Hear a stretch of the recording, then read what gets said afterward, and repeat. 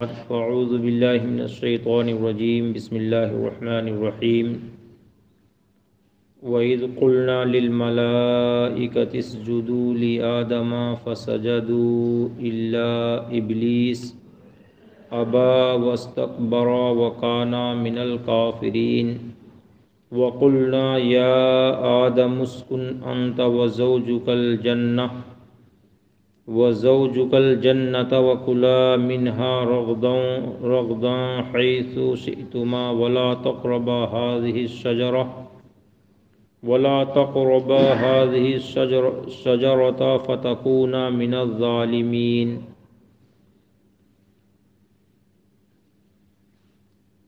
اور یاد کرو جب ہم نے فرشتوں کو حکم دیا کہ آدم کو سجدہ کرو تو سب نے سجدہ کیا سوائے ابلیس کے۔ ابا واستکبر وکان من الکافرین، منکر ہوا اور غرور کیا اور کافر ہو گیا۔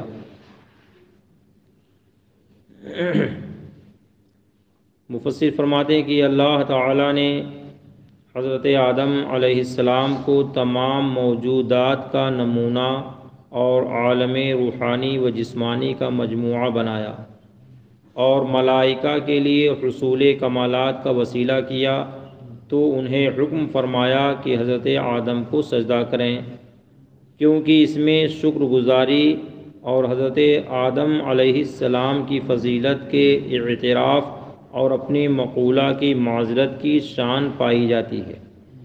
بعض مفسرین کا قول ہے کہ اللہ تعالیٰ نے حضرت آدم علیہ السلام کو پیدا کرنے سے پہلے ہی ملائکہ کو سجدہ کا حکم دیا تھا۔ ان کی دلیل یہ آیت ہے فَإِذَا سَوَّيْتُهُ وَنَفَخْتُ فِيهِ مِن رُوحِي فَقْعُوا لَهُ سَاجِدِينَ۔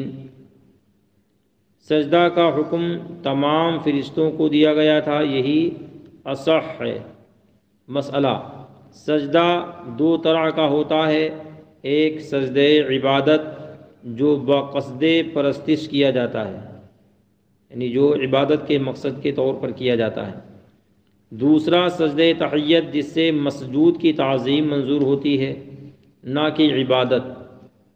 تو دو سجدے ہو گئے، ایک سجدہ عبادت جو ہم اور آپ نماز میں کرتے ہیں، اور ایک سجدہ تعظیم ہے جو کسی کے سامنے پیشانی کو زمین پر رکھ کر کے کیا جاتا ہے، یہ تعظیم کا سجدہ ہے۔ سجدہ عبادت جائز ہے اور سجدہ تعظیم کسی بھی صورت میں جائز نہیں ہے۔ اللہ تعالیٰ کے سوا کسی کو سجدہ کرنا جائز نہیں ہے۔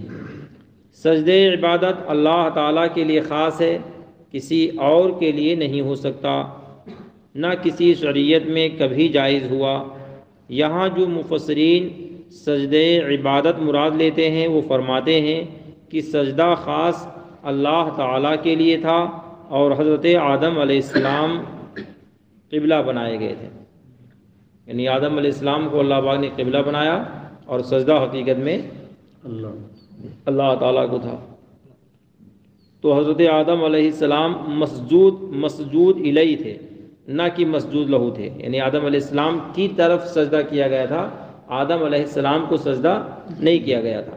مگر یہ قول ضعیف ہے، کیونکہ اس سجدہ سے حضرت آدم علی نبینا علیہ السلام کا فضل و شرف ظاہر فرمانا مقصود تھا، اور مسجود الیہ کا یعنی جس کو سجدہ کیا جائے، سجدہ کرنے والے سے افضل ہونا کچھ ضروری نہیں، جیسا کہ کعبہ معظمہ حضور سید انبیاء صلی اللہ تعالی علیہ وسلم کا قبلہ و مسجود الیہ ہے، باوجود کہ حضور اس سے افضل ہیں۔ سبحان اللہ۔ اس سے پتہ کیا چلا کہ کعبہ شریف سے بھی افضل کون ہے؟ ہاں، اسی طریقے سے امام اہل سنت اعلیٰ حضرت مجدد دین و ملت شاہ امام محمد رضا محدث بریلوی سے سوال ہوا کہ کعبہ افضل ہے یا مدینہ شریف افضل ہے؟ کیا سوال ہوا؟ تو آپ نے کیا فرمایا؟ مدینہ شریف افضل ہے۔ اور آپ نے ارشاد فرمایا کہ جو زمین کی مٹی رسول کریم صلی اللہ تبارک و تعالیٰ علیہ وسلم کے قبر انور سے متصل ہے، اس زمین کی مٹی سے افضل دنیا میں کوئی چیز نہیں ہے، عرش اعظم سے بھی مٹی افضل ہے۔ تو فرماتے ہیں کہ جیسا کہ کعبہ معظمہ حضور سید عالم صلی اللہ تبارک و تعالیٰ علیہ وسلم کا قبلہ و مسجود الیہ ہے، باوجود کہ حضور اس سے افضل ہیں۔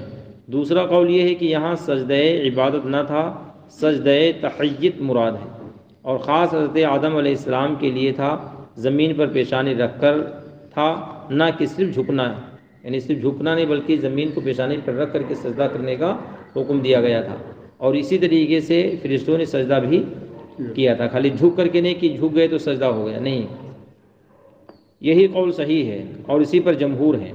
اسے یہ بھی ثابت ہوتا ہے کہ سجدہ نام ہے زمین پر پیشانی کو رکھ کر ناک کی نرم ہڈی کو جما دینے کا، پیشانی کو زمین پہ رکھ کر جو ناک کی نرم ہڈی ہے اس کو جما دینا، اس کا نام کیا ہے؟ سجدہ ہے۔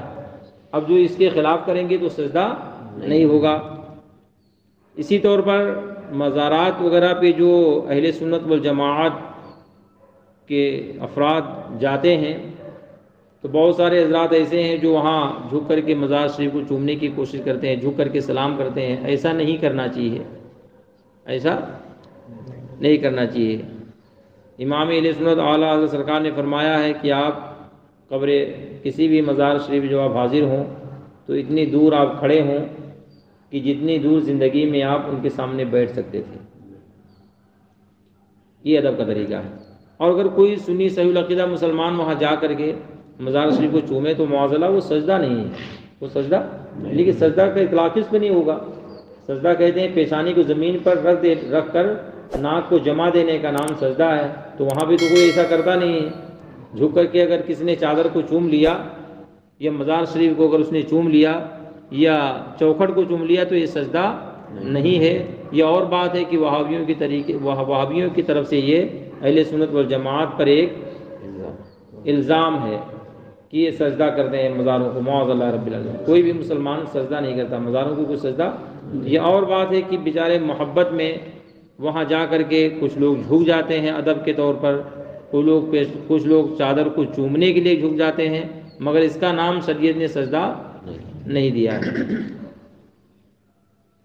مسئلہ سجدہ تحیت پہلی شریعتوں میں جائز تھا، ہماری شریعت میں منسوخ کیا گیا، اب کسی کے لیے جائز نہیں، یعنی سجدہ تحیت کسی کے لیے بھی کر سکتے تھے، مبارکباد دینے کے لیے یا کسی کا شکر ادا کرنے کے لیے جھک جایا کرتے تھے پہلے لوگ، مگر وہ جائز نہیں ہے۔ جیسے کہ حضرت یوسف علیہ السلام کی شریعت میں جائز تھا کہ ان کے والدین اور ان کے جو 11 بھائی تھے، جب حضرت یوسف علیہ السلام کی بارگاہ میں وہ لوگ حاضر ہوئے تو حضرت یوسف علیہ السلام کو سجدہ کیا تھا انہوں نے۔ قرآن شریف میں بھی یہ فرمایا رأیتہم لی ساجدین، میں نے دیکھا کہ وہ مجھے سجدہ کر رہے ہیں۔ تو ان کی شریعت بعض شریعتوں میں سجدہ تحیت جائز تھا، مگر دین مصطفیٰ صلی اللہ تبارک و تعالیٰ علیہ وسلم میں سجدہ تحیت نہیں جائز۔ ملائکہ میں سب سے پہلے سجدہ کرنے والے حضرت جبریل ہیں، پھر میکائیل ہیں، پھر اسرافیل ہیں، پھر عزرائیل ہیں، پھر اور ملائکہ مقربین۔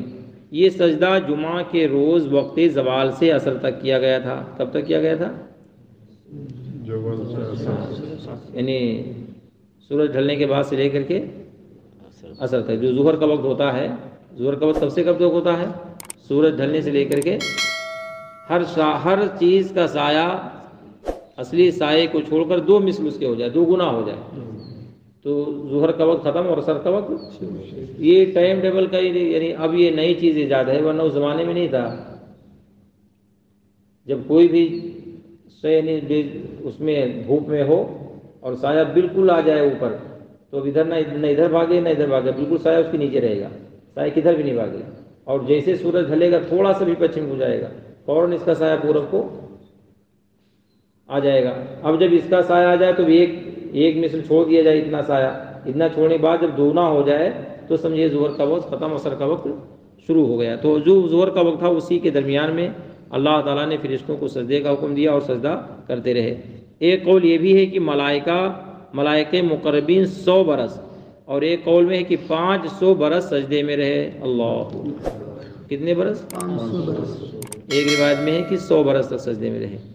شیطان نے سجدہ نہ کیا اور براہ تکبر یہ اعتقاد کرتا رہا کہ وہ حضرت آدم سے افضل ہے، معاذ اللہ، اس کے لیے سجدہ کا حکم معاذ اللہ خلاف حکمت ہے۔ اس میں اس اعتقاد باطل سے وہ کافر ہو گیا۔ مسئلہ، آیت میں دلالت ہے کہ حضرت آدم علیہ السلام فرشتوں سے افضل ہیں کہ ان سے انہیں سجدہ کرایا گیا۔ تکبر نہایت قبیح ہے، اس سے کبھی متکبر کی نوبت کفر تک پہنچتی ہے۔ اللہ، اس کا مطلب کیا ہوا کہ تکبر اور غرور و گھمنڈ کس کا کام ہے؟ شیطان کا کام ہے۔ کس کا کام ہے؟ ہاں، اور جو تکبر و غرور گھمنڈ نہیں کرتے وہ فرشتوں کے سنت پہ عمل کر رہے ہیں۔ کس کی سنت پہ عمل کر رہے ہیں؟ ہاں، اور معاذ اللہ تکبر کا سب سے برا وبال یہ ہے کہ انسان کفر تک پہنچ جاتا ہے، یعنی کافر ہو جاتا ہے، معاذ اللہ۔ اب ظاہر بات ہے کہ کوئی شریعت ہی کا مسئلہ آپ دیکھ لیجیے، اگر شریعت کے کسی مسئلے پہ انسان اڑ گیا اور کہہ دیا کہ میں اس کو نہیں مانتا معاذ اللہ رب العالمین، تو پھر کیا ہوا؟ جی، کافر ہو جائے گا۔ جیسے وضو میں 4 باتیں فرض ہیں، اب کوئی کہہ دے کہ ہم 3 ہی کو مانتے ہیں، کیا کہتے؟ تو ایک کا انکار کیا کہ نہیں کیا، حالانکہ چاروں قرآن شریف سے ثابت ہیں، تو وہ بھی منکر ہو گیا ضرور دین کا۔ ایسے نماز میں دھونا فرض ہے، کوئی کہنے ہم دھونے کو نہیں مانتے، خالی پانی چپڑنا ہم مانتے ہیں، ہم دھونا نہیں مانتے ہیں، یعنی پانی بہانا فرض ہے، وہ کہے کہ ہم پانی بہانا فرض نہیں مانتے ہیں، ہم خالی پانی کو جسم سے لگانا فرض مانتے ہیں، تو وہ بھی کیا ہو جائے گا؟ انکار ہو جائے گا۔ یعنی بہت سارے ایسے مسائل، اس لیے شریعت کے معاملے میں جب کبھی کوئی بھی بات آئے، جہاں کہیں بھی آئے، آپ کو اگر نہیں معلوم ہے تو زبان خاموش رکھیں، بہتر اسی میں ہے۔ اور اگر کہیں آپ نے زبان کھول دیا معاذ اللہ، آپ کو نہیں معلوم تھا مسئلہ اور آپ نے انکار کر دیا، تو پھر آپ تو سمجھیں گے مسلمان ہیں، مگر شریعت کی روشنی میں مسلمان نہیں رہیں گے۔ اس لیے بارہا یہ کوشش کرنا چاہیے کہ جہاں شریعت کی بات ہو وہاں بالکل زبان کو خاموش رکھنا چاہیے۔ دنیاوی باتیں ہوں آپ بول بھی دیں گے، اس میں کوئی گناہ پڑے تو پڑے، مگر کفر نہیں ہوگا۔ مگر دینی معاملات میں اگر آپ وہاں بولیں گے کچھ ایسی چیزیں تو معذرہ گناہ تو الگ ہے، بس اوقات کبھی ایسے جملے نکل جائیں گے کہ انسان دائرہ اسلام ہی سے خارج ہو جاتا ہے، اس لیے وہاں پہ زبان کو خاموش رکھنا چاہیے۔ اللہ تعالی ہم اور آپ کو رسول کریم صلی اللہ تبارک و تعالی علیہ وسلم کے صدقے میں شریعت پر عمل کرنے کی توفیق عطا فرمائے۔